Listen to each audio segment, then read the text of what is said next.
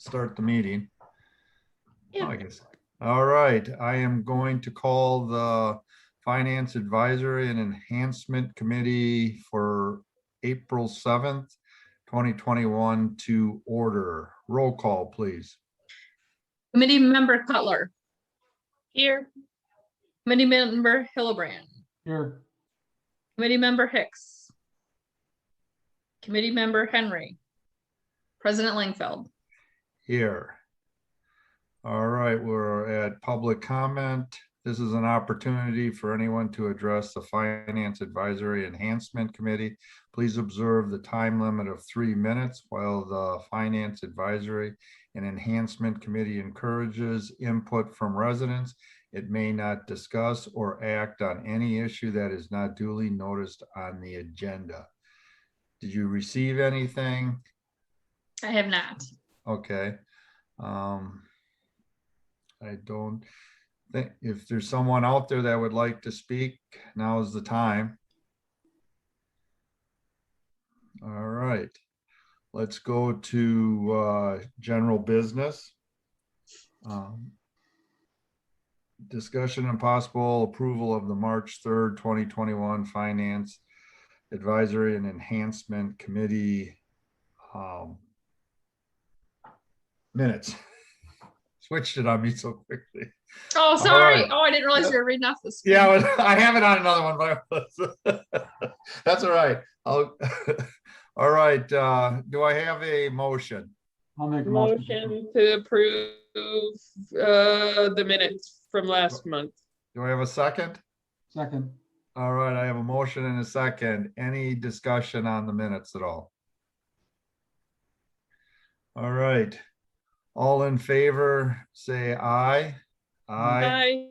Opposed, same. Motion carries. Let's just wait a few minutes to see if we get the other members to join. But I do want to know, are people wanting to still stay on Zoom, or would you like to go in person? Zoom, please. Either or. Either or, okay. I think we probably get a better conversation if we're in person, but I don't know. Yeah, I'm with you, Tim, on that. I just, maybe we can wait maybe a month or two, maybe people feel more comfortable once June hits, you know. Right. But I'm with you. I think it's really hard to have good discussion on Zoom, but. And I think since we're a small committee where it's a lot easier to spread out to, you know, we have a good setup where we spread out during like plan meetings and stuff. Yeah, that's very true. I guess the other is we're going to talk about all these, the first three that we've talked about. We'll be talking that we picked research we'll be talking about tonight and setting the future for those. I'm wondering what people's feelings are for the next group. Did you like this way of doing it, or should we do it something different? Now that we got someone under our belts, what are people's feelings on this? This method worked fine for me. I mean, it gave two different perspectives, which I think is good. It's kind of like group reports back in the day at school. Yeah. How about you, Tim? Yeah, I think we only can ask, you know, try to divide up more or further, or have the whole group look at something may just be more counterproductive, because, you know, what I've been doing is calling and getting the information and putting together, and that works great because one person getting the information from that municipality as opposed to two or three other trying to break it up and then put that all into one bucket, you know, where I have the bucket and I'm getting the information into it versus you putting something into it, and then we have to compile all that. So I like the way we're doing it. At least it works for me. Okay.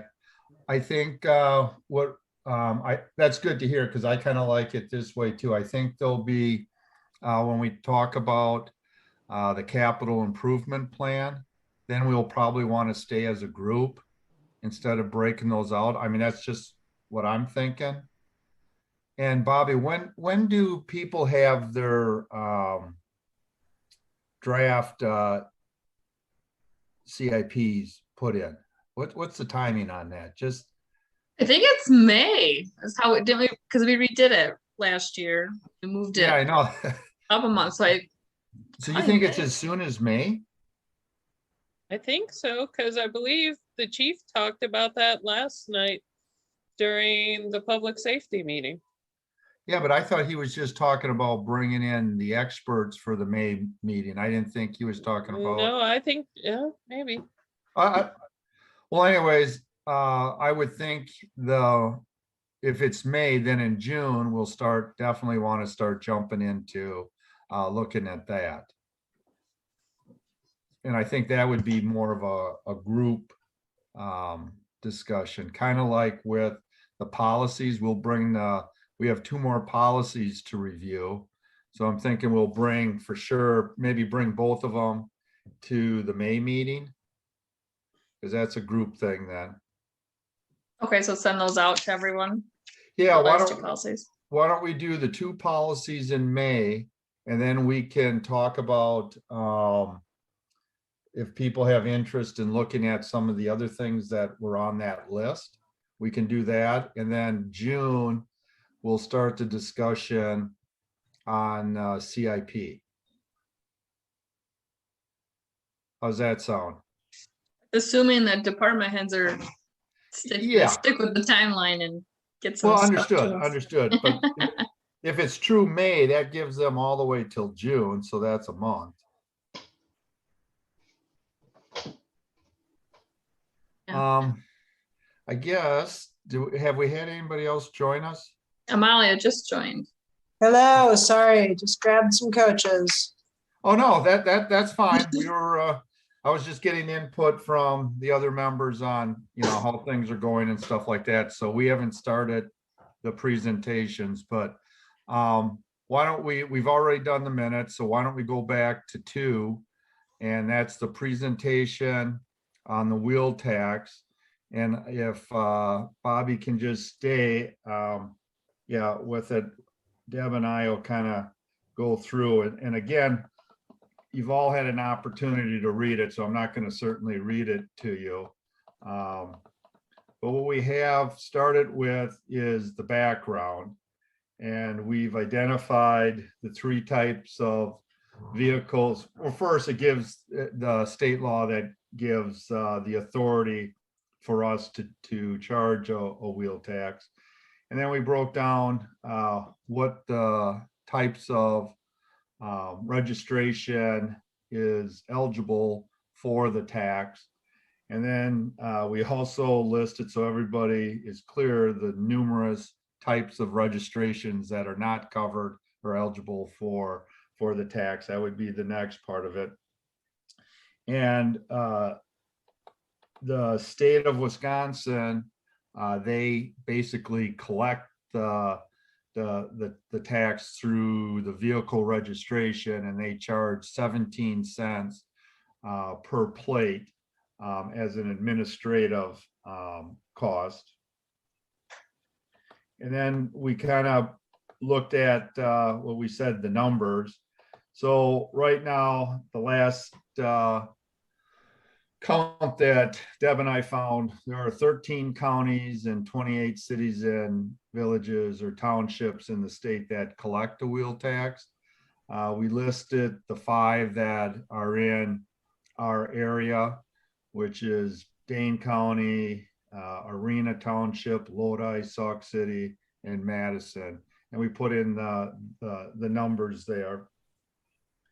And there's about 3,200, I think it's 31,199 exactly, but that probably changes daily.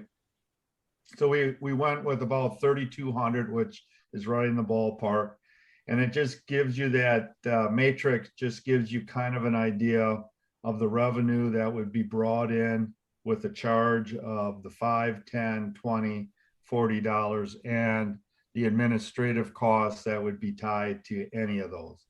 And then we looked at with the developments coming in, we jumped up the number of vehicles. So if there were 3,500, you can see the numbers, 4,000, 4,500. So the dollars are there in the matrix to see what would be brought in. And then in this year's budget, the 2021 budget, we have budgeted 50,000 for street maintenance and 100,000 for street replacement. So you can kind of see, using the table above, what could amount needed to cover some of the costs of what we put into streets. And then and this is where we kind of like input from everybody on the pros and cons. These are the ones that Deb and I agreed on. Deb has some others that she will probably speak about on adding to this list. So that's kind of what we're looking for today. I mean, it's input on any of this, but these are this is the pros and cons we're certainly interested in if other people have other ideas. And then I don't know if you had an opportunity, but that link is to a really good article on a summary of wheel tax, if you had an interest in that. And then I thought the statute that governs the wheel tax, so you can see how it's defined. It's fairly simple. So that's what we're looking at right now. What I would, depending on what happens tonight, if this is where people are comfortable with, what we would do is place this on the April board meeting as just a presentation and question. It would not be discussed at all, because we have a very, we start at 5 o'clock because we have board of review, and then the board meeting at 7. So we don't want to go deep into the night. So it would just end it where it was a presentation. And then if people had questions, we try to answer them. And then this would be worked into the budget process come probably August, when we're talking about operating costs, operating budget. So this would probably be part of the budget discussion. All right, Deb, would you like to add anything? Okay. I'm not muted, right? I just don't see me at the moment. Okay. No, one thing I think that's important to put in here is, since not every person takes care of the bills for their house, what an actual registration bill looks like every year, because everyone starts at the $75 and then things are moved from there. When it comes to hybrids and electric vehicles, they are already paying extra due to not paying enough at the pump. So they have an additional $75 a year for hybrids and $100 for electric vehicles.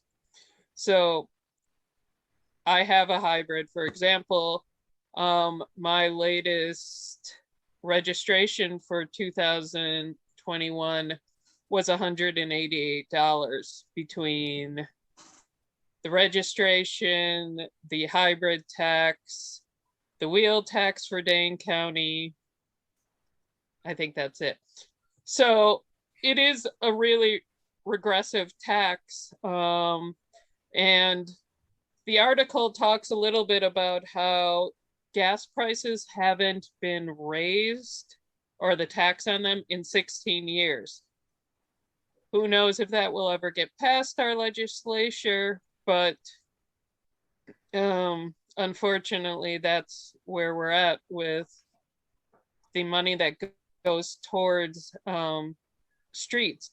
I don't know how much of the budget is already paid for the streets is already paid for. I think that might be through gasoline taxes. That might be worth noting in here. Because the way it's worded, it looks like we need all $150,000. And I assume the village doesn't need that whole amount since they have other sources of income. I did find something, I believe it was called a TUF, that could be considered an alternative to this. That would require more administration on the part of the village, but it would be based off of a formula that figures out your mileage, which would then be able to be applied to ATV, UTVs, motorcycles, collector cars, motorcycles, and everything else, which could be considered a more fair tax across the board. What is it called? I think it's called a TUF. TUF? Is it the transportation utility? Yes, that one. Yep, I think that's one of our other Oh. topics we're gonna research. Yeah, right. Yeah, I Okay. watched I the found that webinar class thing on that a few weeks ago. yeah, it's kind of interesting, and it seems more fair since every vehicle in town would get charged, including ones for businesses that are not necessarily registered in Cross Plains, but still on Cross Plains streets all the time. So, but the main things I think should be added is a sample registration bill to the information, just so it's all in one location. And the Okay. thought of $40 a year terrifies me, to be honest. Well, sure. All right, I guess let's just go, let's start with the transportation utility charge. That's a separate one we'll investigate. So I don't Yeah. want to integrate it into this because it'll just confuse it. So that should be a separate report, and I agree we should definitely look at that. So I guess I'm asking the group what Deb is asking for, and it would be under con. We would share these added costs that are already tied to registration for electric and hybrid vehicles. That right, Deb? That's what you'd like Yeah. placed on there? All right, so what's the other members' feeling on that?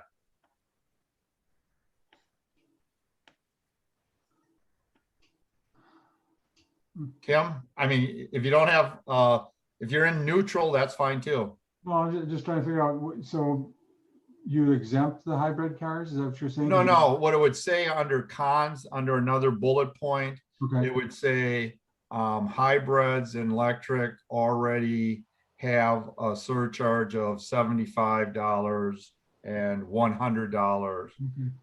on it, on their registration. Something to that wording, just to make people aware that there is other charges on those registration.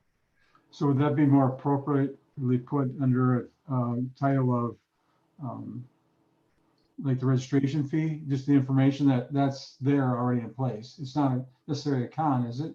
Oh, well, that's another suggestion, putting Yeah. it in one of the paragraphs, you mean? Yeah, so, a paragraph of this is how a registration fee breaks down for the average person would probably be Oh. good. Okay, Yeah. okay. It's just Because that they're paying it regardless, it's gonna happen. And you just put down, we're just letting the public know that as opposed to as well as the registration information breakdown. Right.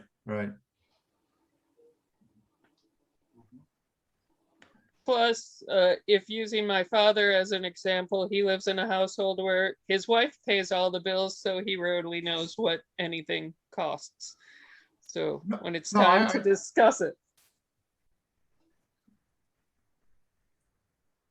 Was there someone else in there that I stepped on? I was just gonna ask, what is the, and maybe this isn't for our group, what's gonna happen if it doesn't get passed? you know, if we Well- didn't go with something. Well, to me, I guess we would continue to fund it the way we have right now. We're funding some of it through capital and some through operations. Right. So, I mean, there's another one out there which we were talking about, is that transportation utility impact fee. I mean, that would maybe be another source. We'd have to look at that, but to me, what this is I'm trying to get the information to board members so they have all the information. They can read this ahead of time, and then they can make some decisions on their own or check with neighbors or something, just so people know. Because when you hear wheel tax, of course everybody's going to be opposed to it. Who wants more taxes, right? But I think if you build it into the discussion when you're doing a budget process, it's something that should be at least looked at. And there are some, like you say, it's unknown. I would, then the next thing is the dollar amount, and clearly there's no way I would go for what Madison did. They did the $40.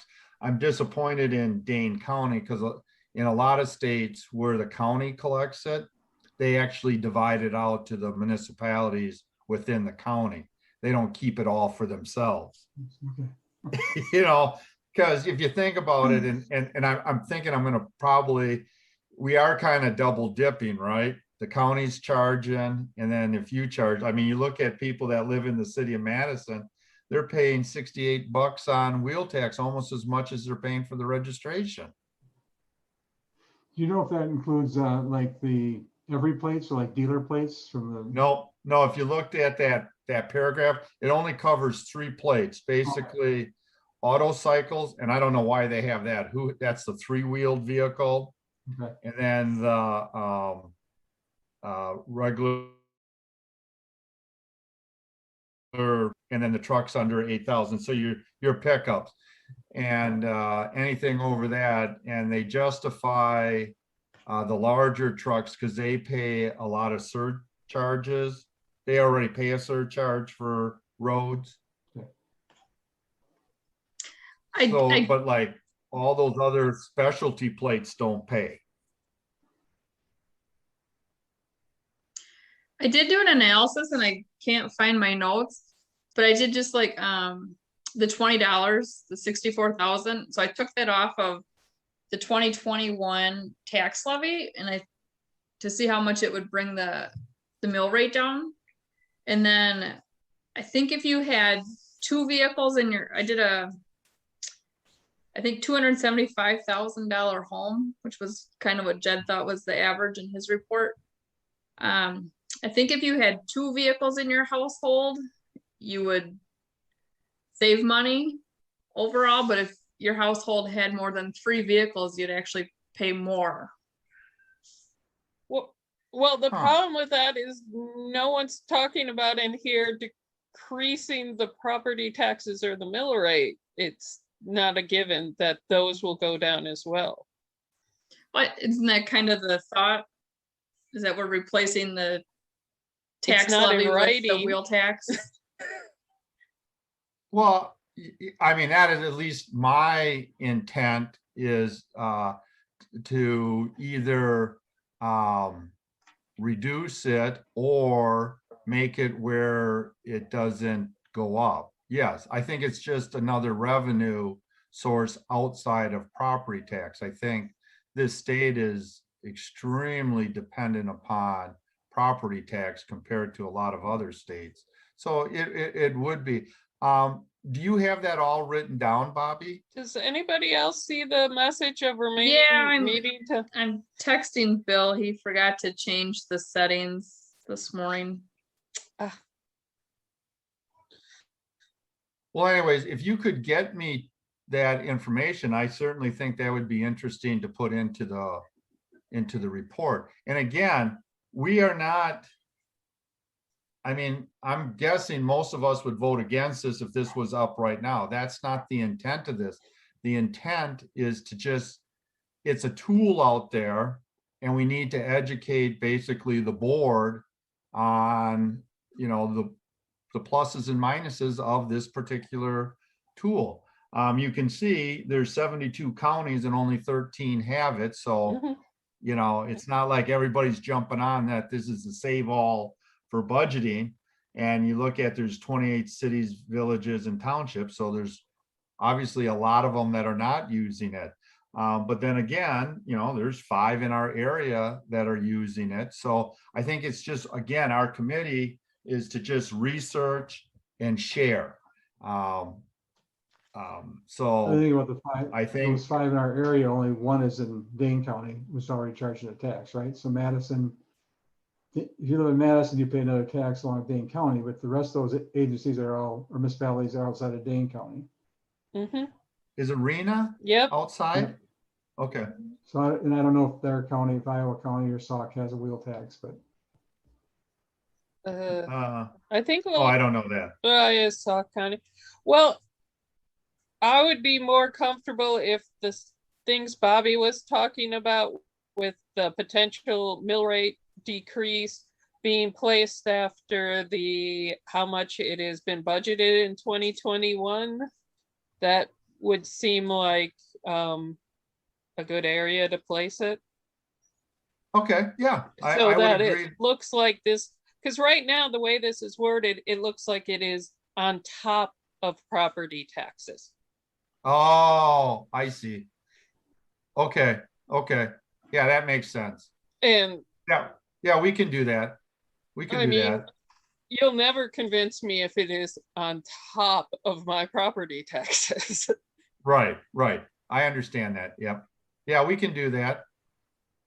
So what I'm hearing is we'll do a paragraph with explaining a little bit more of the costs involved in registration already. We'll also take what Bobby said as an example and put it under the matrix and make that a paragraph there. Does that sound good to everybody? Yeah, I'd like to say I'm not opposed to this, even if it was, a decrease in property taxes, but like the net was still an increase, because I feel like the village does need more revenue, especially since we're in some serious debt, it would appear. But my concern is around, if we're going to look at the transportation utility thing later, is that an overlap?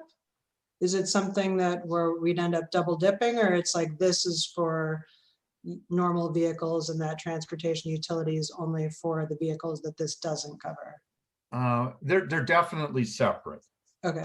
Not that I hear what you're saying on the double dipping. And again, I just have read a few articles on that. I thought that was more charged to lots when they're sold. Is it? I didn't think it was per miles, because I don't know how they collect that. I thought it was like the water impact fee and the sewer impact fee. I thought it was a road impact kind of. I don't know. Like I say, we'll have to search into that. I know there have been, like Baraboo has done it, but the town of Middleton did not do it. So I think I just don't know the reasons why Baraboo went with it and town did not. So again, I think it's one of those things that it's not the magic bullet to help with taxes, but I would look at it separately, but it would probably be brought into the discussion when we do budgeting, just like this would be. And we'd find out what would be the best for us, if either. Yeah, I mean, if we're gonna put an extra tax on cars, I would be in favor of also taxing recreational vehicles that are using our roads. Yep. No, I agree 100%. I was a little surprised how narrow the wheel tax is. I don't know why they don't include motorcycles, for example, and just because you get a wildlife plate, why you don't have, it's strange. I can understand the collector plate one because you only pay for that once and it's good for the lifetime of the vehicle, so it would be very difficult to collect it. But anybody that renews their license plate every year, then I don't know why, trailers and all that. Yeah, it's interesting. I don't know the history behind that. And if you think about it, things like the motor homes are doing more damage to a street than the average car. Granted, it doesn't move as often, hopefully. And no, you're right. No, like I say, I agree. So here's what my proposal. I will try to update this and send it out to everybody. And if everybody's okay with it, let me know, then I'll put it on the board agenda for April. If we need to bring it back to the May meeting to discuss it, then I'll do that. Does that sound okay to everybody? Yeah. Yes. yeah. Okay. Why don't I do that then? And Bobby, if you can get me that information, that would be great. Sure. I haven't heard back from Bill about the Zoom thing, so if we get kicked out, should I just restart a new meeting and everyone joins again, or? Yeah, hopefully that won't happen. I don't know how many minutes we have left. 2 minutes. Oh, 2? Yeah. Wow. Okay. So everybody understands we may get kicked off and she'll start a new one. So we'll have to get back to our emails and join. All right, let's go to, let me just get my.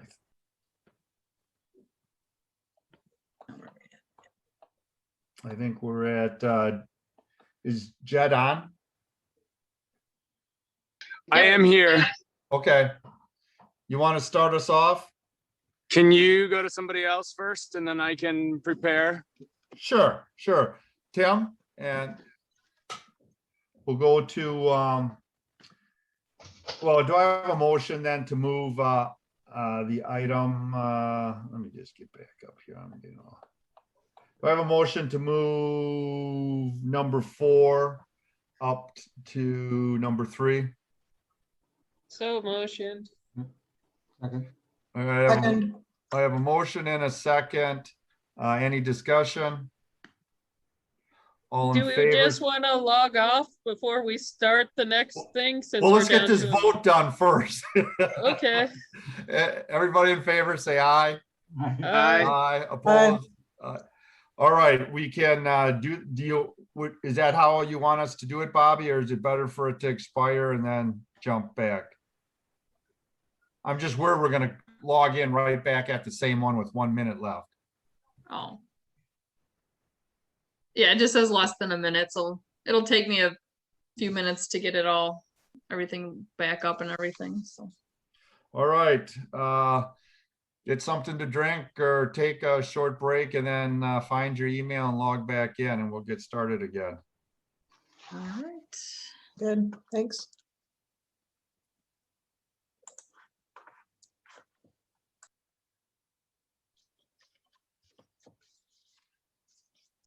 All right, start recording. Tim, you want to take it away then?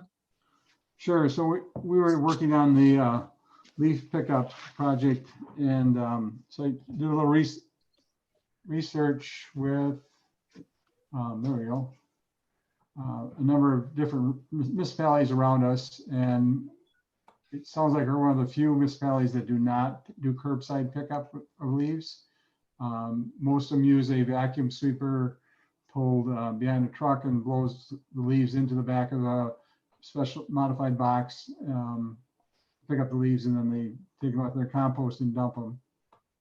Our current procedure is people drop them off at the village garage and dump them in the pile, and then the village employees will go down and pick them up with a tractor and a bucket and dump them into the pickup trucks and haul them up to the compost site.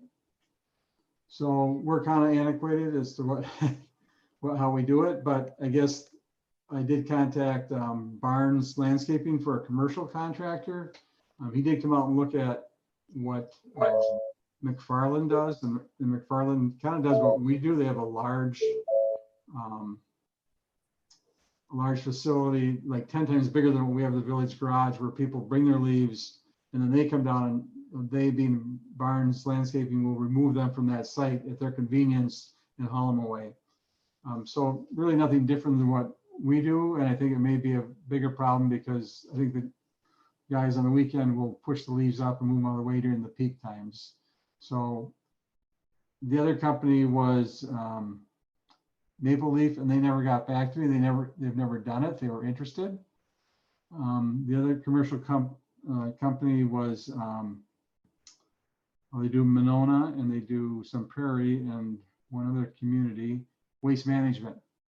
And basically what they do is they give the municipalities the dates that they will be in their village, and they go around and manually pick up open containers of leaves that the residents have set by the curb for pickup that day and haul them away. And they charge an hourly rate of $155 an hour to go through and pick up whatever time it takes. They have no clue how long it would take because they've never done it for us. So it's kind of, now I guess it wasn't Waste Management, it was Pelletieri that would do it. Yeah.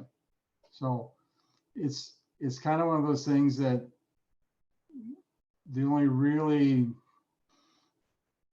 benefit of having a commercial person do it is that somebody else is doing it. But I don't know if that is a benefit, because if we haul our leaves, if we have to do what Barnes wants, then we're no different than what we're currently doing now, except paying them versus our employees and using our equipment to haul leaves to the dump site. The big thing I think that these other communities that found out is the leaf blower or the vacuum works really slick as far as going around. It's a little time consuming. It does take two people because they have to have one obviously drive the truck and one to run the vacuum in the back. And that cost for one of those vacuums is like $60,000. And then we would have to modify the village trucks to accept the chute going in and containing the leaves. And also everybody I've talked to about that process is they do run a street sweeper behind it, because they pick up all the leaves that are blowing around and falling out of the vacuum when they're being blown through. So you could almost call it a 3-person job if you want to pick that up. The ideal way, the Cadillac way, is what sounds like Middleton and Sauk City might be going to, is they're buying a multi-use vehicle, and the vacuum and is a slide-off unit that goes in the back of the truck and container. And it actually has a steering wheel on each side, and they actually drive down. It's a single person operation. They drive down, pick up the leaves along the curb by themselves. The driver's driving and picking up the leaves.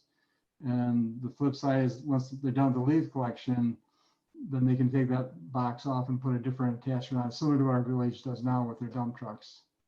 So, but again, weighing the cost of $260,000, I think it was, compared to 60, and some modifications to our trucks, that the 60 may be a better option. I think, you know, if we're concerned about keeping stuff out of the creek and stuff off the streets and everywhere else, then maybe we should seriously look at one of these units. I did talk yesterday about people, will other municipalities borrow it, or can we lease it from them? A lot of them, their concern with that is that it's a peak time when it's being used. It's not like using the street sweeper where you could use it next week because of whatever. When leaves are down and people have raked into their curb, they want them picked up. And so I think it's one of those deals where we just can't, they don't feel comfortable. Middleton won't anymore. They used to loan out equipment, but they won't. Another company, other municipalities said that's the issue they have, is when they need it, they need it. And we wouldn't have access to it. So open for questions on any of this stuff or concerns, or. Well, I got a couple, if you don't mind. Sure. One is, I think there's a section in there that you have a recommendation. I'd like to kind of just change the wording so it's not a recommendation, it's just a option. Sure. Because again, I'm trying to keep this group where we don't do recommendations, because then people are going to question if we're looking at it 360 or just looking at it to get us. And then I understand Middleton, they probably use that during the fall all the time, but I'm looking at Black Earth. I mean, I can't imagine that they're using that every day in the fall. And I would like to just try I don't know, again, I don't know if it's feasible or not, but it'd be nice to do a pilot program for one fall to see.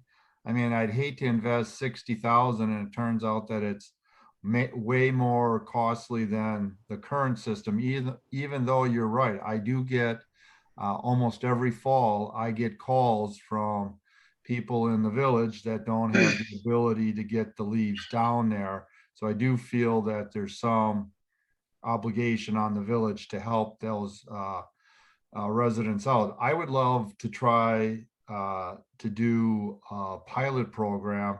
And I guess for me with this one, the next step is maybe run it by Jerry Gray, get his input on this. And then maybe he has a buddy in one of those jurisdictions that would allow us to do it for one fall. And I'm thinking probably just 6 days in the fall, we should be able to get most of the leaves picked up in Cross Plains, do one in probably mid-October, one at the end of October, one in first week of November, then right before deer season. Because once the snow hits, it's pretty tough. So, 4 to 6 times we make that an effort where people can call in like we do with wood chips. I'd really love this idea and give it a shot, but I'm not sure I want to spend 60,000 for the vacuum. I see the truck that they use, for the wood chipping. So you're, 3/4 of the way there. You just need the back to probably be somewhat enclosed with screening and then a circle for the vacuum to blow the leaves into. Because I've seen, my neighbor has a private person come and that's what they do. So I don't know if it'd be a big expense for us to modify one of our trucks to, at least for a pilot program. I don't know what the group feels on that. I just want to fess up, the recommendation piece was my bad. That's all right. There's nothing wrong. I went through and did an edit and it just seemed like all of the research kind of pointed to the fact that all the other jurisdictions around us have a, curbside leaf pickup. And, my thought was that if it's going to save us $10,000 to $15,000 a year, that 60,000 is going to get paid off in 4 to 6 years. So yeah, no problem with changing that. But as I was kind of going through the wording and stuff, it just seemed like signs were kind of pointing in that direction. No, I agree with you 100%. Yeah, but one concern I would have about doing a pilot is just getting the word out to the community, because it just feels like so many things happen in Cross Plains that like the residents are just totally unaware of. So how are we going to communicate with people like, here are the 6 days that if you want to put your leaves on the curb, they'll get picked up? Well, I think we got to do a full press, put it in the paper, put it in, our website, even do flyers if need be, talk about it as much as we can. I think word of mouth will go pretty good on something like this, because again, it's interesting. Not only do I get calls in the fall from people who need help with that, I've also gotten people who work down by the city garage there saying, holy man, they spend all day and they hearing that beeping of the tractor backing up, and it drives some of them crazy that it goes on for so long. And they said it's got to be cheaper just to pick up the leaves from the curb than all the time that they spend down there moving that pile around or loading up the trucks. So I'm getting it. That's why I'm feeling really comfortable that this is really a good one, because I'm hearing it from people that need the service, and I'm hearing from people who are seeing how the process works and saying, hey, there could be improvements on that. So one of the things that the public works director, I believe it was Black Earth, mentioned is that they send their truck out almost daily during the season, the leaf season, because of the people who are gone for the weekend, or it comes Monday and they want it picked up because they just spent all weekend raking leaves and don't want them blowing all over the place, or the neighbors in their yard. So they have a little bit different situation. A lot of their streets are long and narrow and go north and south. So it's easy for them to send two guys out to run up and down the streets and not have a whole bunch of cul-de-sacs or subdivisions to deal with. I think that's going to be our biggest issue, is what do you do with, if you missed the day that they came through? Is it going to be a Monday? Are we going to commit to Mondays? And these are issues we probably won't decide here, but just in the whole process of what's going on, how that would work, because I'm sure you'll get more phone calls when people say, well, I raked my leaves all weekend long, and then they didn't come by, or they came earlier than they thought, and now they're all over every place again. So the public expectation is going to be great with this if we go forward with it, I think, my personal opinion. And if they take it down the street to clean up after things in Black Earth, I don't know if that's something we want to do here every weekend. Well, here's my thought, during once, if we actually go all in on this, then I would think, it would probably be much more common, but I'm thinking in this pilot, we would say, and I think Mondays are a good idea. We'd say on Monday, let's say it's October 18th, we're picking up leaves. So then people have the weekend to rake their leaves. We pick them up. And yes, we already have the sweep cleaner out. I've seen a number of days now where I've seen them out. So I think they can, again, double up. You do the streets where we're picking up leaves, you do your sweeping. And you brought up a point about the tractor going back and forth, and maybe people who want to get rid of the leaves right away. Would we still allow that to be done at the village garage? Yeah, I think at least during the pilot program, we would. Because then you could almost use that vacuum to come in there and suck up those leaves that are there, and then it chops them up as well. Yeah. The trips would be less, the manpower, man-time, I would think would be less at the site even picking up leaves, because it's done by the vacuum. Yeah, I saw that in your report, and that I said, man, that really makes sense. Absolutely. Another thing to think about maybe though is like I think it's a black walnut tree or something where or actually it could be the oak, where the leaves just don't come down until almost Thanksgiving. So there's like maybe a month or 6-week period where like different trees in my yard are dropping leaves. And I usually wait until the oak does, but sometimes I have to do like 2, leaf raking sessions that are weeks apart because of just when the leaves fall. Right. And that's, I guess I would kind of tap in.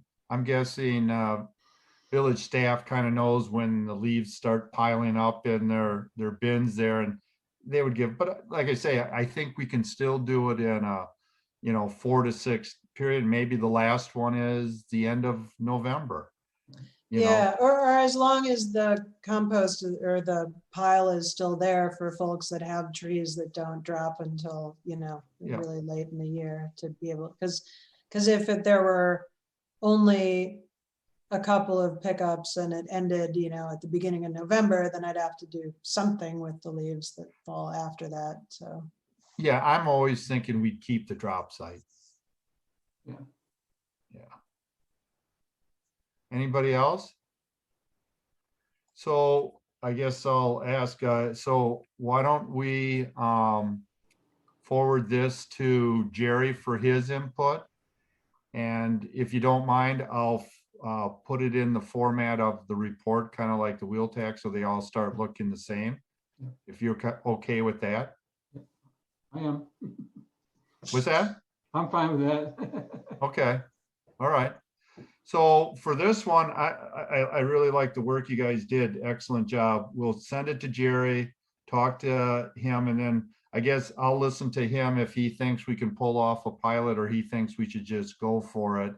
And I'll try to get him to at least look into what costs outside the vacuum there would be on the truck we might need to do, I'm guessing we just have to put a back on that lets out the air, obviously, and a hole for the hose to go into, but good job, really good job. And You might be able to find out lease to own, or you lease it the first year and that. yeah. And maybe with all these cities going to this hybrid fancy one, maybe they'll have some real cheap ones. I'll start looking at Wisconsin supply or surplus. You don't like the 260,000 price tag? Yeah. Anything else from anybody else on this? All right. Jed, are you ready? Yes. Well, why don't you go ahead? All right. Sorry for being late. I had to work today, so I had to scramble to get back. So a little background on myself. I moved from Middleton a couple of years ago, and, I felt like I was shocked by the tax amount. I was not educated. I remember when we went to our loan closing and, we asked what our tax bill was going to be, and my jaw about hit the floor when I found out how much it was going to be, because it was significantly higher to the other property that we own. And so I had always thought that the rates were high, but I had never really dug into it. So when Jay and I talked about divvying this up, I was really interested in comparing to the neighboring communities, because I still own a property in Middleton. And so I just wanted to kind of see the differences. I was also interested because there's a house in my neighborhood that was paying like $1,000 a year less in taxes than I was for the exact same model of house. And so I wanted to figure that out. So I had a couple reasons of why this topic was particularly interesting to me. I'm going into two. So I had a number of conversations with village staff. I got a chance to talk to the village assessor once. And then, just some research online. The goal that I had essentially was just I'm on page 3, Bobby. The goal that I had was, if I took the home that I have in Cross Plains and moved it to one of our neighboring communities, what would it cost? I was trying to come up with essentially an apples to apples comparison. And one of the things that Jay and I talked about is, you have, you're taxed based on the assessed value of your house, but then there's a fair market value versus assessed value. And so, I kept trying to figure out how we could compare it equally and fairly. And I did eventually find this news article that had the numbers, that they created a formula to equalize that in Dane County. And so that helped significantly in the end.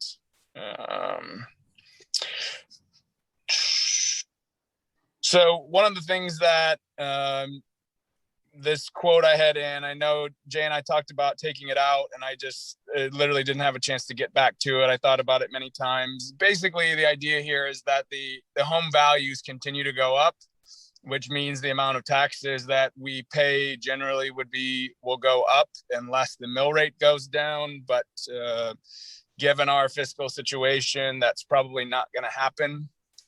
And with the reassessment in some of the homes, there's probably a number of people within the village who's going to pay higher taxes. Slide 5, I put that in just so people can see the changes in home prices. And so you can see the significant jump in home prices, which means there should be more money, which there's more value in the homes, which you should think that your property taxes would go down a little bit because there's more there. But it's that, to me, as they keep going up, you're going to start paying more unless the mill rate goes down. So when I first got into this, when I talked to the village assessor, I said, what is a high mill rate? What should I be looking for? And he said anything above 25 into 30 is something that gets high. He said you'll see that in the Milwaukee area and some of the bigger cities. And so, my initial thought of this is, our mill rate at 21.65 didn't seem all that bad. And so, but I needed to break it out and figure out how that was calculated. So there's a comparison here on 7 that shows the average assessment ratio, some of just the numbers, population. I tried to find another village or a town or a city that was the same population or very close. The closest I could come was like 7,000 or 1,500. There wasn't really anything that was perfect. So there wasn't a perfect comparison there. And so you can see there on 7, when you look at the percentage that's going to the local municipality, we're at 38.77%. Slide 8, you see the breakdowns and where the pieces of the pie go. Slide 9. So one of the things that I wanted to do, because everybody has a different home value and everybody's trying to think of a number, I wanted to make it per 100,000 because I thought that was the easiest way for people to understand, and then they could calculate how it factored into their home. And so a $300,000 home, you're paying about $6,500 in taxes, and of that, $2,500 goes directly to the village. From the graph here on 10, what you can see is where the numbers fluctuate. In terms of the technical college, if you compare us to other communities, the numbers are virtually the same.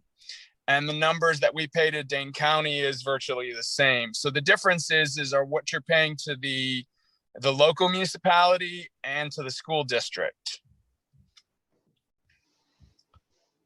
So that was referenced in 11 as well. That breaks those two down a little bit further.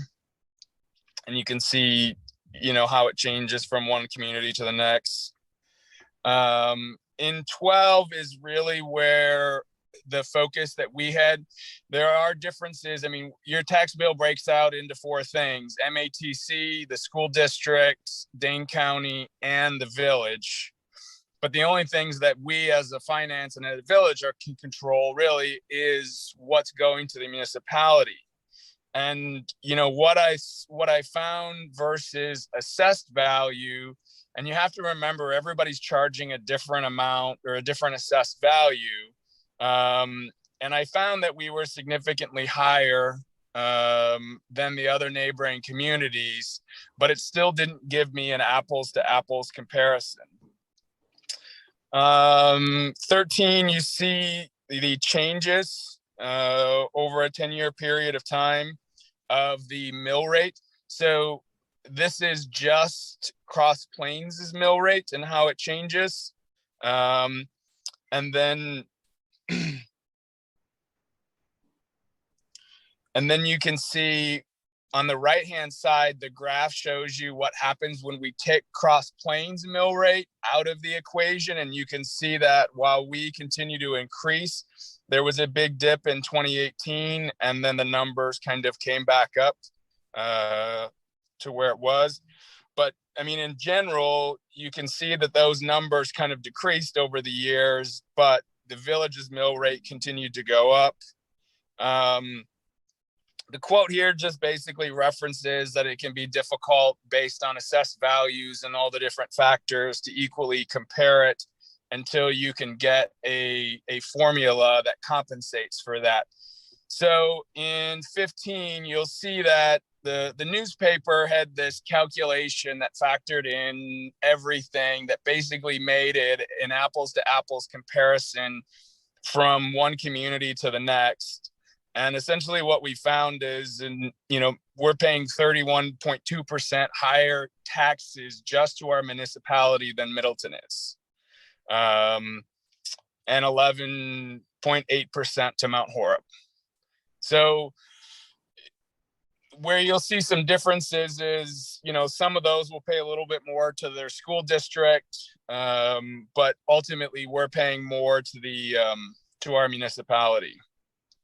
When you break down the numbers, Cross Plains ranks 14th out of the 20 villages in Dane County. The tax rate. First is the highest or first is the lowest? First is the lowest. Okay. 20th is the highest.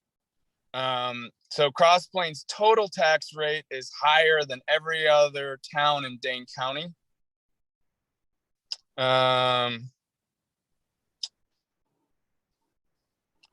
We're higher than 4 out of 8 cities. And one of the things that I kind of thought going into this, because I talked to a few people from Middleton, and I just assumed from everything that I'd heard is like Middleton and Wanakee, because they have more people, that they can spread out the tax burden more. And, there's also businesses that get factored into that. But then when I compared some of the other cities and noticed that, we were higher than some and lower than others, the population size didn't really indicate, what the taxes were. Now, the other thing that this report does not factor in is it doesn't factor in what services we're actually providing. And I think that that's one of the things that Jay and I talked about is probably the next step with this. Also, do our taxes pay off debt that the village has? Isn't there TIF debt or something that our taxes go to pay off? And that might be something that would be worth comparing across locales or jurisdictions if we can get that kind of information from other places as well. We certainly can, but all these jurisdictions are paying off debt. That is a typical cost for any government agency. But you're right. This is where Jed and I talked about. The next step is this proves very well that we have high tax. What the next logical and what I always get asked is, why are our taxes so high? And that's where you have to dig into, how's our debt service compared to other communities? Where are other communities getting revenue besides property tax? What services are we providing that they may not provide? So you're absolutely right. I feel the next step with this clearly established that we have high taxes. Now, I think the second part of this is why, and there's a number of ways of doing that, but I'll let other people speak first. I don't know if it convinces me that we have high taxes. I mean, maybe the local piece of it is higher than others, but when you look at that summary sheet, we're 14 out of 20. We're not 20, and we're 4 out of 8 or something. I mean, it almost seems like, and when you compare it to the average this or the average that on the conclusions slide, it seems to me like we're pretty much right, kind of in the, sorry, I guess it wasn't the conclude. Well, yeah. Let me finish. In the middle of the pack in terms of overall taxes. Let me finish because I'm actually going to kind of refute that a little bit. Okay. So Bobby, if you go to 18. So one of the things that I did is, because I went into this, I'm a journalist by trade background, and I went into this knowing that I probably had some potential bias because I just assumed up front that we paid higher in taxes, and that bothered me. And it was one of the reasons that I wanted to dig into it. I also picked only the communities that kind of butted up to us, because those were the ones that I'm familiar. I wanted to know what the people right next to me pay, because they should be about the same. We're in the same geographical area. So one of the things that I did is when I found out that we were 14th, I wanted to compare us to the worst tax village out of the 20, which was the town of, or the village of Brooklyn. And when you look at those numbers on 19, you will see that Brooklyn pays more than 50% less, 55% less than what we do to the municipality. The difference is they're paying an extremely high amount to their school district. And that's where the difference in the taxes make up. So while you say, well, we're only 14th, not 20th, we're paying, you know, they're paying more than half less than what we are to the municipality. Now, again, that does not factor in what services that you get there versus what we get. And that's an important distinction that needs to be rooted out. But ultimately, when you compare us as a village to all of our surrounding neighbors in Dane County, there's no way to refute the fact that we are paying higher taxes than everyone.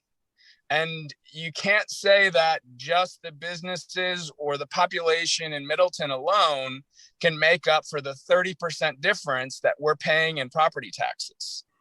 Well, we could look at the amount of debt per resident and see if that's higher here as well. Well, yeah, I think we need to go, but we need to go deeper. Here's what my thought on the next step. While Middleton, they are much larger than us, but what makes it very intriguing to compare, on a ratio, obviously, or per population, is with them because we're in the same school district, and because the school district is covers so many different jurisdictions, they use the state numbers for value, equalized value, because they're required to make sure that everybody's paying their fair share. So we kind of have that already done for us.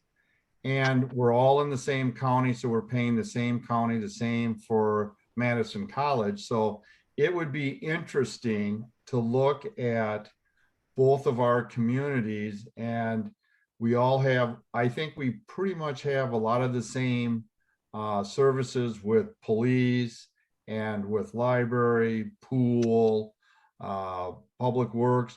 So we could look at, a ratio on what percent, for example, what percent of the budget for Middleton goes to the police department, and then compared to what percent of the police department in Cross Plains, what percent of the budget. Do that with every, category, and also look at where the revenues are coming in from.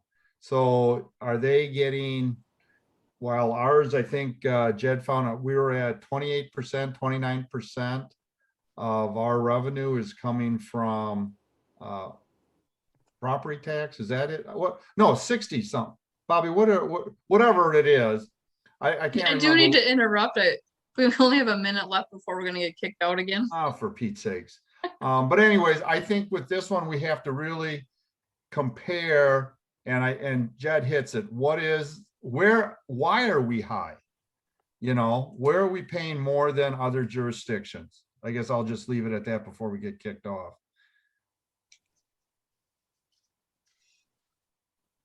Yeah, I agree. I would love to see the more details on, where it goes to. Okay. That in this report, because we wanted to see if there was a reason to look into it. I thought we'd probably be average. I didn't think the numbers would skew so badly. And so I think it does warrant to look into the reasons now. Anybody else?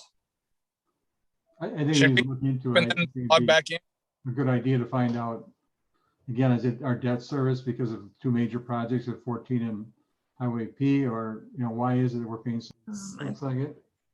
Tim, why don't you finish? You got cut off halfway through. No, I just think it'd be a good idea, like you say, what is the reason? If it's debt service, why? And I think you can look at Main Street and Church Street as being probably some big debt load that we took on there, not only with water and sewer, but just for the road construction. But I think people like to see where we're at with things. I know in the two townships in Cross Plains and Barry, they list, how much we owe yet on the fire truck, how much we owe on the fire station, how much we owe for the ambulance. And people have an idea of what our debt service is, and maybe not that small, but right now, all we know is we're paying in, we've refinanced and refinanced and refinanced because of rates. Nobody has a clue what we owe money on, I'm willing to bet. Maybe you do, but I'm guessing that we just pay the banker and we're paying debt down for something that we bought. So sometimes having the public understand where that's sitting helps that as well, so. Yeah, some of the Right. older ones that have been refinanced, the notes aren't good, what like it originally was and when it got refinanced, but anything, the last 5 to 7 years, we know what it's for.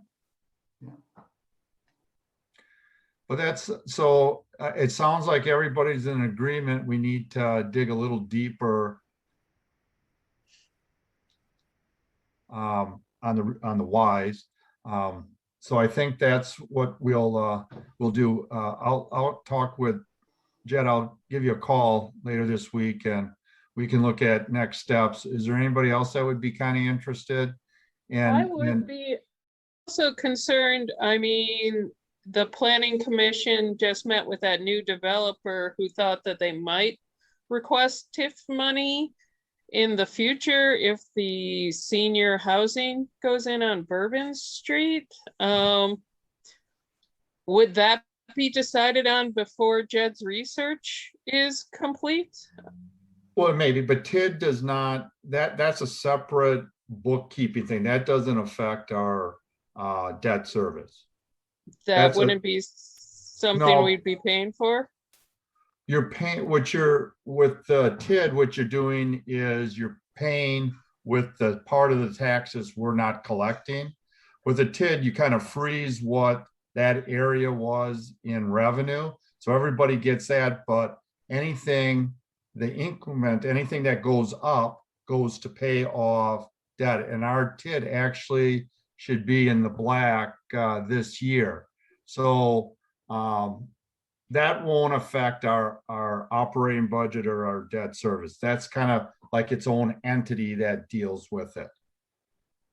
And we were lucky that Walgreens, Quick Trip, Monona Bank, they didn't take any money. So all that value is paying off the money that we gave to these other projects. How is it decided who gets a TID? Just if you can answer that briefly. Well, the TID itself is formed by the village with permission from the school district, MATC, and Dane County, because they all are basically losing money right now, right? They're not getting the money. Walgreens was an empty lot. Now it's a nice building that brings in revenue. It goes to the board if someone is asking for some TID money, that goes to the board, and then the board decides if they get it and how much. And this is different from a TIF. How? Sorry. Well, a TIF and a TID, we can tax increment, finance, tax increment, district. They're basically the same. I used to always use TIF, but the state, I think, now uses TID. So the reports all say TID. They're the same. Okay. And they don't affect taxes at all? Do they what? They don't have an effect on taxes at all? Well, the effect that it has on taxes, for example, is if we didn't have the TID when Walgreens was built and Quick Trip was built and Monona Bank was built, we would be getting that revenue right off the bat, the full 100% of the value. We don't get that. We only get the amount that was when that value of that property before we made the TID district. So let's say Walgreens, the value was 10,000 and now it's worth $1 million. We're only getting the taxes on 10,000. The 990,000 amount of taxes is going to pay off what the TID was used for. And the TID that we did, some of it was used for infrastructure, for the village, the highway, some of the sewer, the water. And then we did give, I know the apartments buildings got money, the car dealership got money. Those were the big ones. And I think coaches got a little bit. Yeah, I think those were the ones that I can remember. Those are the ones that ended up getting. a payment. What's that? Milestone. Oh, that's right. Yes, yes, yep, And at some point, they'll pay the full amount. correct. When, if I don't know if you remember, I don't know how many people, but in Middleton, they had a big TID that was off Airport Road where all like Kiva and all those buildings. Mm-hmm. And when the TID ended and they closed it, I can remember my property taxes here in Cross Plains went down $250 because now the school district was getting all that revenue from those buildings so they could lower what they needed.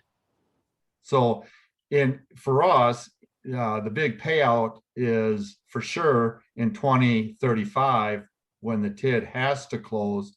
I would like to close it earlier if we can financially pull it, then we can get that money right away. But what it's doing is the avenue is, for us, the main, and I remember I was definitely a supporter. If you remember, there was the old abandoned butter factory at the west end of town. And that had been there closed for probably 10, 15 years. They weren't paying taxes. There were all kinds of back taxes on it. No one would have developed that because there were concerns with contamination and everything. So the TID, by putting that into the TID, we were able to get that site cleaned up and everything, and then we could sell it, or a developer would come in and buy it. And now you see the revenues that we're going to be getting from that area. And that's the same thing when DOT came in, they were going to basically close the car dealership. They had to move farther to the west. They used to be right on that corner. So, and Quick Trip was the same thing. Now with Quick Trip, they wanted to move at a much faster pace.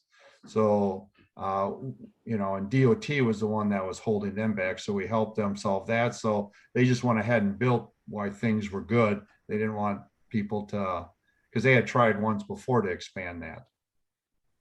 So there's good reason and there's good TIFs and TIDs where there's a purpose and it's a good financial move for certain things. Now I will give you that there are cities that have abused it, and Madison is one. But I don't want to bore you with that. Strangely, such things don't bore me. But yeah, I just have the concern that while we're doing that research, anybody else asking to jump in the TID would affect things and maybe cause it.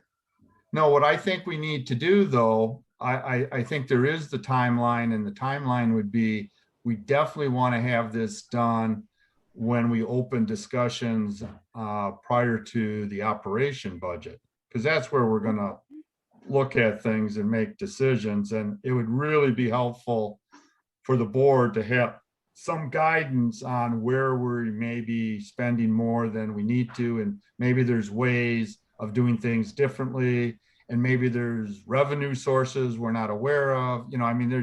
It would be very helpful to try to get a handle on why our property taxes is high.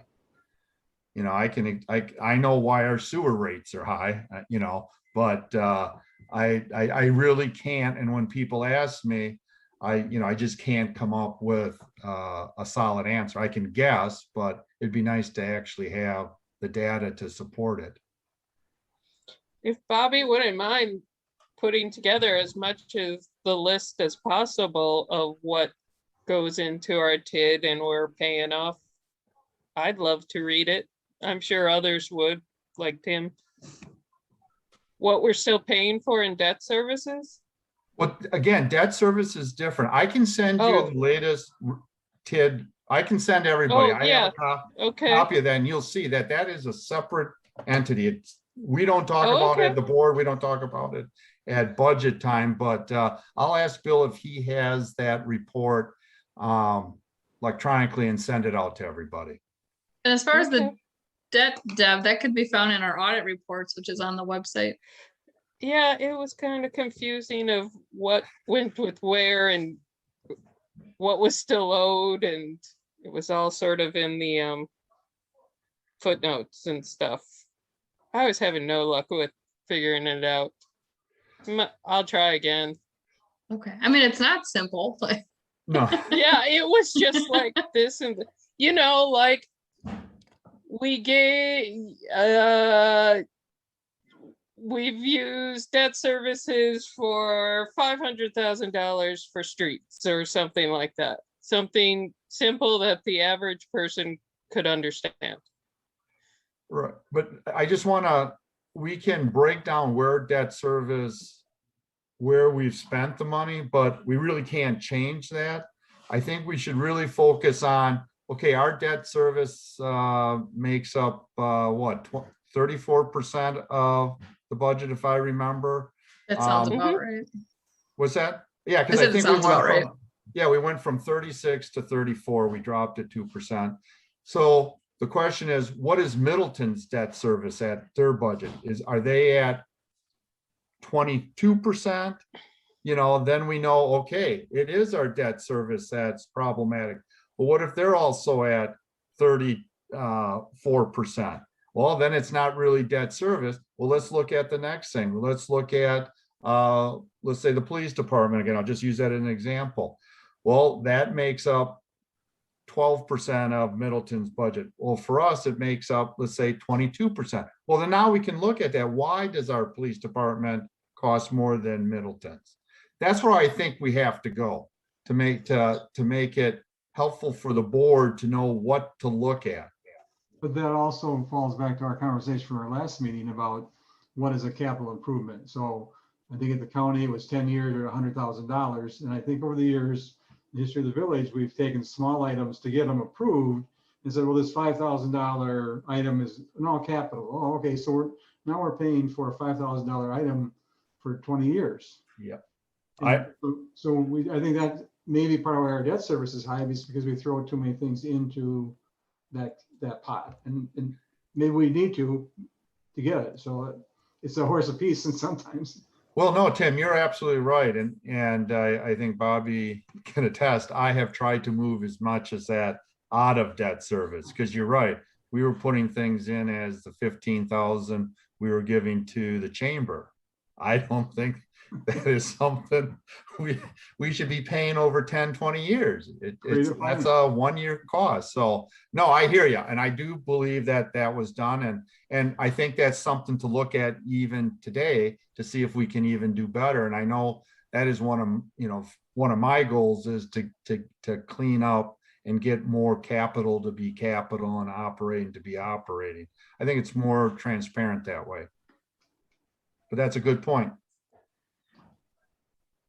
Well, that kind of goes back to what I was saying of reviewing the past to see what we can do better. And to do that, we need to know how we did it.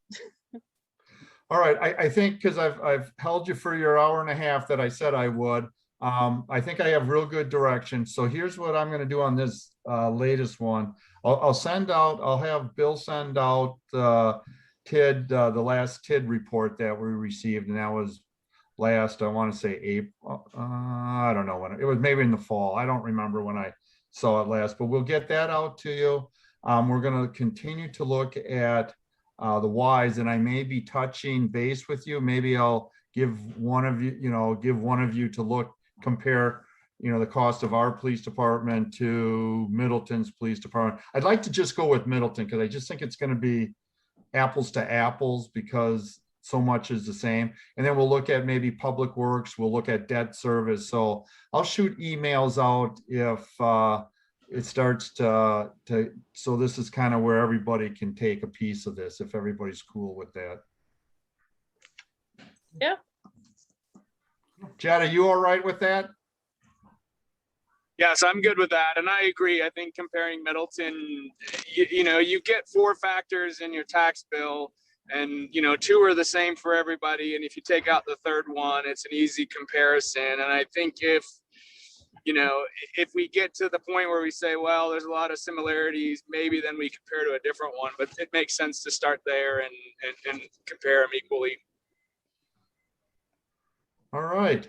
Do I have a motion then for adjournment? I'll move.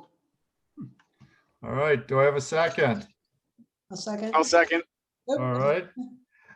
All right, I have a motion and a second. All in favor, say aye. Aye. Aye. Aye. All opposed, same. Hi. All right, thank you, everybody. Have a good evening and week.